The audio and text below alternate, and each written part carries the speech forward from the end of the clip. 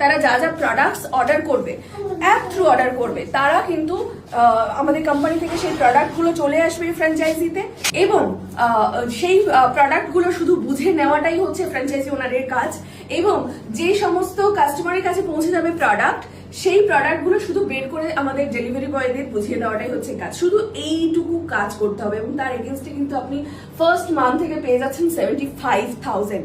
So আর wait কেন? আমি চাই, মানে আমি নিজে যেহেতু এখন বনগাঁর বৌমা, তো আমিও চাই বনগাঁকে অনেকটা আগে নিয়ে যেতে, এবং শুধু তাই নয়, শুধু বিজনেস করবে এমনটা নয়, যেখানে যারা মানে বাস করছে, যে বাসিন্দারা, আমি চাই তারা পিওর এবং ন্যাচারাল প্রোডাক্টটা খাক। কারণ এই মুহূর্তে দাঁড়িয়ে আমার মনে হয় স্বাস্থ্যের থেকে বড় কিছু হয় না। তো সেই কারণে কিন্তু একটু ভেজালটা ছেড়ে যদি আমরা ন্যাচারাল পিওর প্রোডাক্টের দিকে যাই, তাহলে আমার মনে হয় ভবিষ্যৎটা আরো সুন্দর হবে। এই যে ছোট ছোট বাচ্চারা, তারা কিন্তু আরো সুস্বাস্থ্যের অধিকারী হবে। কারণ আমরা সকলেই জানি যে আমরা যখন ছোট ছিলাম, বা আমাদের বাবা মারা যখন ছোট ছিল, তারা কিন্তু বলে যে কি টাটকা জিনিস খেয়েছি, পিওর জিনিসটা খেয়েছি, সেটা কিন্তু আমরা আর পাই না। বাট ইয়েস, এখন আমরা পাবো, সেটা হচ্ছে মেডোকার্ডে। বনগাঁবাসীদের তরফ থেকে তোমাকে ছোট একটা উপহার।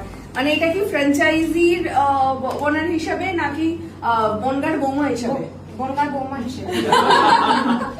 থ্যাংক ইউ সো মাচ, আমি গর্বিত।